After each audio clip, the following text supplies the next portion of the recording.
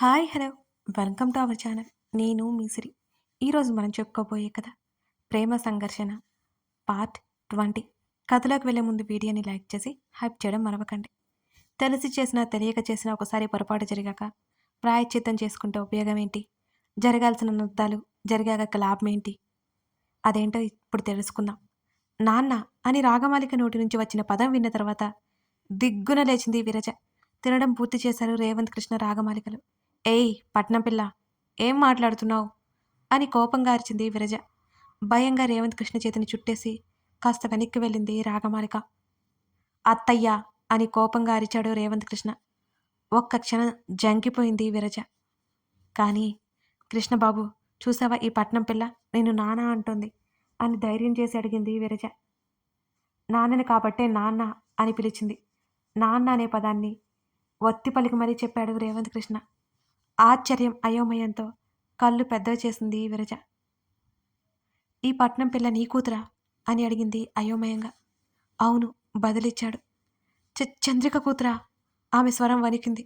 అవును, నాకు చంద్రికకు ప్రేమకు ప్రతిరూపంగా నా కోసం ఇంటికి వచ్చిన నా ఇంటి మహాలక్ష్మి రాగా అంటూ రాగమాలికను దగ్గరికి తీసుకున్నాడు రేవంత్ కృష్ణ. బొమ్మలా బిగుసుకుపోయింది విరజ. ఆమెకు అంతా అయోమయంగా అనిపించింది. నిజంగానే ఈ పిల్ల చంద్రిక కూతురా? చంద్రిక చనిపోయింది కదా, ఈ పిల్ల ఎక్కడి నుంచి ఊడిపడింది? చంద్రిక 3 సంవత్సరాల క్రితమే అందరినీ వదిలి వెళ్ళిపోయింది. రాగా చంద్రిక కూతురే. చంద్రిక కష్టపడి పెంచి పెద్ద చేసిన కూతురు. దానికి సాక్ష్యం మేమే అంటూ పక్క నుంచి చెప్పింది సుప్రజ. చంద్రిక కూతురైతే నీకు పుట్టిన కూతురు ఎలా అవుతుంది కృష్ణబాబు? ఎవరికి పుట్టిన కూతురు అని వెటకారంగా అన్నది విరజ. అత్తయ్యా! పిడుగు పడిన శబ్దం వచ్చినట్టుగా రేవంత్ కృష్ణ గర్జించాడు. భయంతో ఒక అడుగు వెనక్కి వేసింది విరజ కూడా ఆ స్వరానికి. మావయ్యని ఎప్పుడు అలా చూడలేదు నందు. కంగారుగా దగ్గరికి వెళ్ళాడు అతను. కృష్ణ చేతిని పట్టుకుని సన్నగా వెక్కిలి పెట్టి ఏడుస్తోంది రాగమాలిక. చిచి, నీ బుద్ధి ఇంకా మారదా? ఈ లోకంలో లేని దాని మీద నిందలు వేస్తున్నావా? వయసు పెరిగినా నీకు బుద్ధి మాత్రం పెరగలేదు.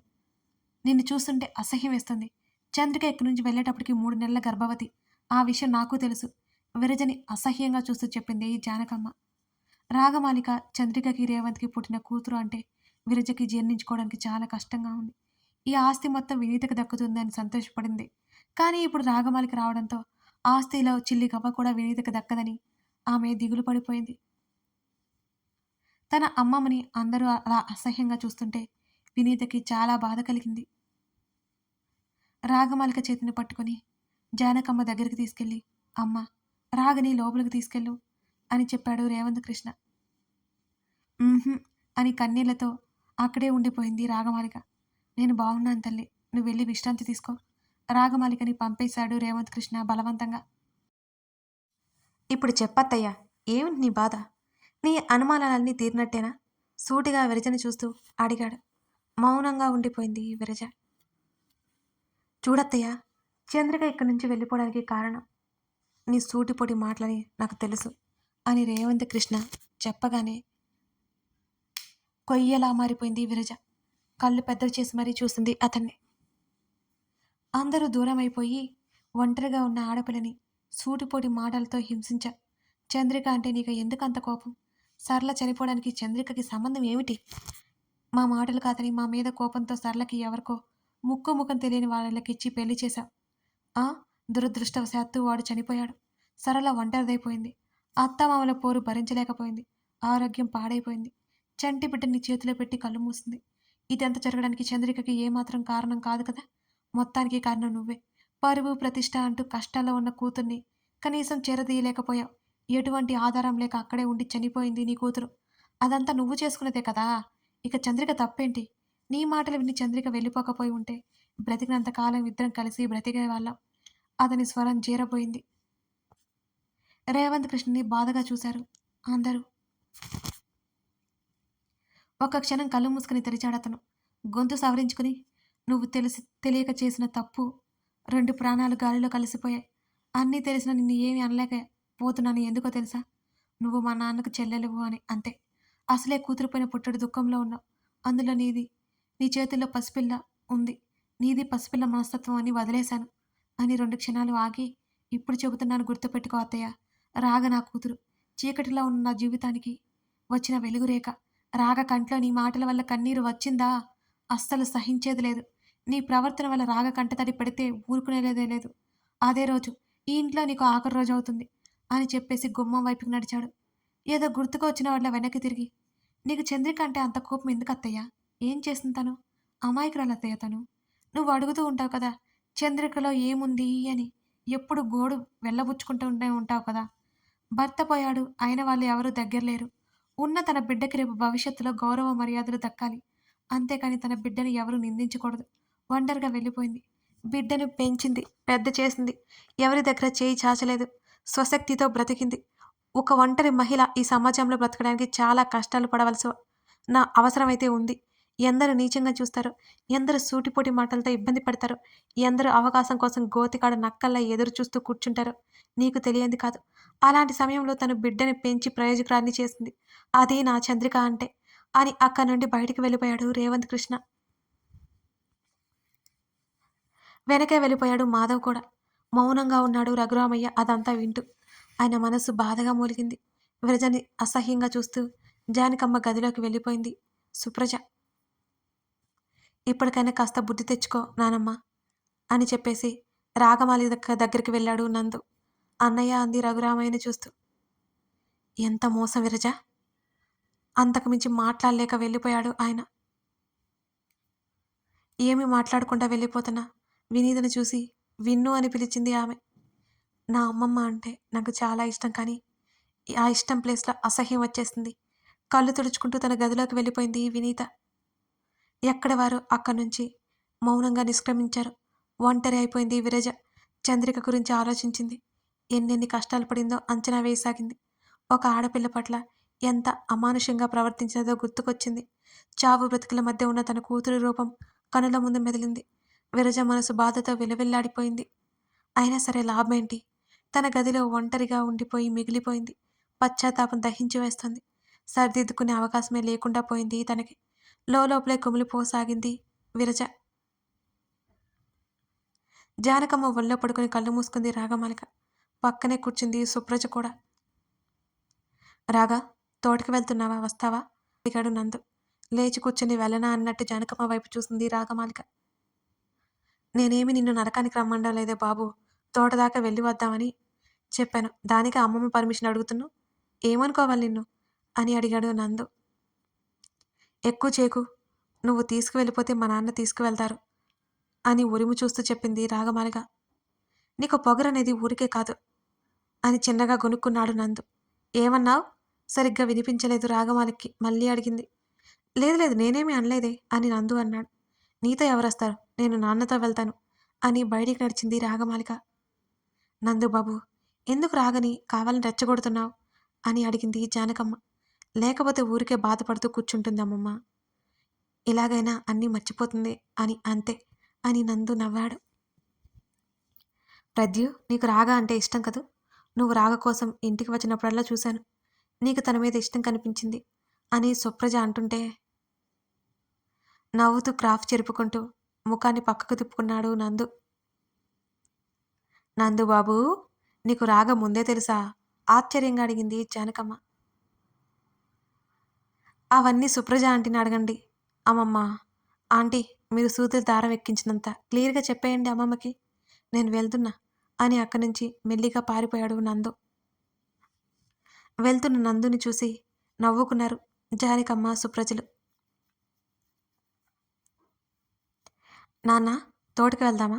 రేవంత్ కృష్ణ చేతిని చుట్టుకుని రాగమాలిక అడిగింది. మాధవ్, రేవంత్ కృష్ణ ఇద్దరూ ఆశ్చర్యపోయారు. రాగమాలిక అంత త్వరగా మామూలు అవుతుందని వాళ్ళిద్దరూ అనుకునేరో లేదు. అలాగే తల్లి, వెళ్దాం రాగమాలిక తల నిమురుతూ చెప్పాడు రేవంత్ కృష్ణ. చూడు మావయ్య, నీ కూతురు తోటకు రమ్మంటే నేనేదో కిడ్నాప్ చేసి ఎత్తుకు వెళ్తున్నట్టు ఫీలింగ్ ఇస్తోంది అని నందు కంప్లైంట్ చేశాడు.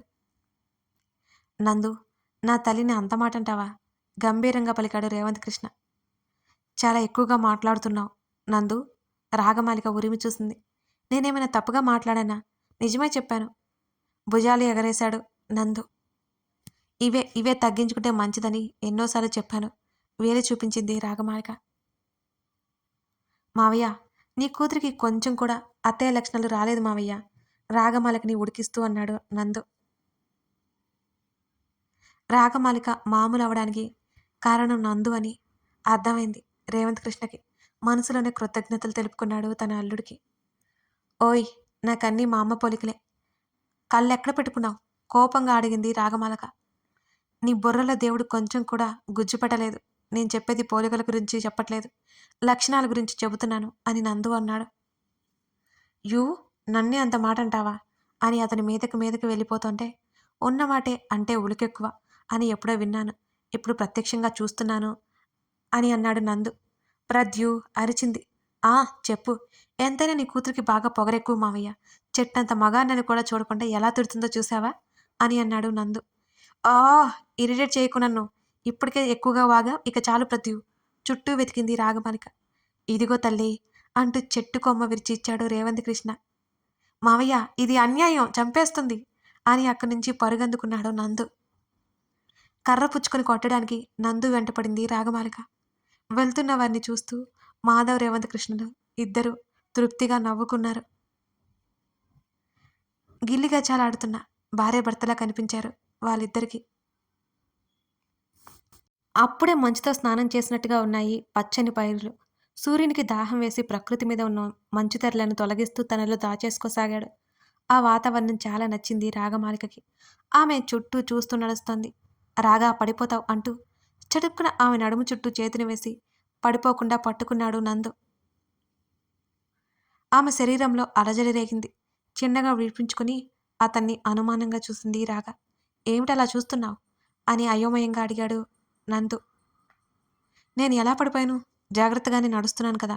నా కాలికి ఏదో అడ్డు వచ్చింది అని అంది రాగా. అలాగే నందుని ఇంకా అనుమానంగా చూసింది. ఇది మరీ బాగుంది తల్లి. నేనే పడేశానంటావా ఏంటి అన్నాడు నందు. నేను అనలేదే. అంటే నువ్వే పడేశావేమో. అవునా?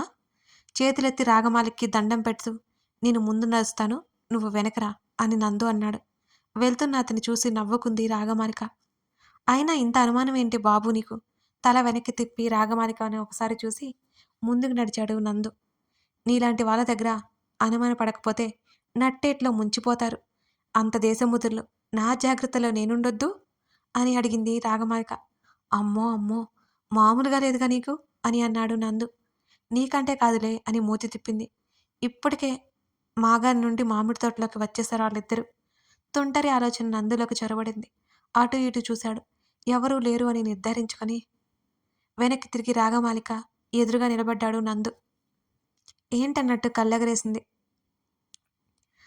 ఆమె తన చేతుల్లోకి తీసుకుని ఎత్తుకున్నాడు నందు. అయోమయంగా, ఆశ్చర్యంగా, గంభీరంగా అన్ని భావాలు కలగలిపి అతని వంక చూసింది రాగా. నేనంటే ఇష్టం ఉండి కూడా లేదు అంటున్నావు, ఎందుకు రాగా అని అడిగాడు నందు. అతని చేతులు విడిపించుకోవాలని చూసింది కానీ వదల్లేదు అతను. ప్రద్యు, వదులు అని అరిచింది రాగా. ఇవాళ నాకు సమాధానం కావాలి రాగా. ఇంతకు ముందంటే నిజంగా నేను నీకు ఇష్టం మాత్రమే ఉండేది, ప్రేమ లేనివాణ్ణి. కానీ నువ్వు ఇక్కడికి వచ్చాక తెలిసింది నా మీద నీకు ప్రేమ ఉంది అని. నీ పుట్టినరోజు ఇంకా ఇంకా అర్థమైపోయింది. ఖచ్చితంగా నా మీద నీకు ప్రేమ ఉందని. ఎందుకు ఎందుకు వెనకడుగు వేస్తున్నావు అని అడిగాడు నందు. అలాంటిదేమీ లేదు. నీకలా అనిపించిందేమో, అందులో నా తప్పేం లేదు. నువ్వు అలా అనుకోవడానికి నేనేం నీతో చనువుగా కూడా లేను ఎప్పుడు అని అతని చేతిలో నుంచి వదిలించుకుంది రాగమాలిక. రాగా, నీ సమస్య ఏమిటో చెబితే నేను పరిష్కారం వెతుకుతాను. అంతేగాని ఉన్న ప్రేమను లేదని మాత్రం చెప్పకు అని బాధ నిండిన స్వరంతో అన్నాడు నందు. పదే పదే అడిగి నన్ను విసిగించక నందు.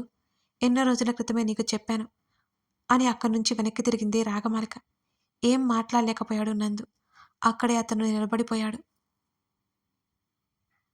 2 సంవత్సరాల క్రితంలోకి తన ఆలోచనలు వెళ్ళిపోయాయి. కథ కొనసాగుతోంది. కథ నచ్చితే లైక్ చేసి కామెంట్ చేయడం మర్చిపోకండి. అలాగే మీకు ఏమనిపించిందో ఆ కామెంట్లో చెప్పండి. అది నాకు పెద్ద బహుమతి. మీ లైక్స్ కూడా చాలా తగ్గిపోతున్నాయి. మీకు స్టోరీ నచ్చితే లైక్ చేయడానికి 1 సెకండ్ పట్టదు కదా. జస్ట్ అలా లైక్ చేస్తే అది నాకు చాలా ఎంకరేజ్మెంట్ అండి. అర్థం చేసుకుంటారని ఆశిస్తున్నాను. Thank you for watching this video. మరో ఎపిసోడ్తో మనం మళ్ళీ కలుద్దాం.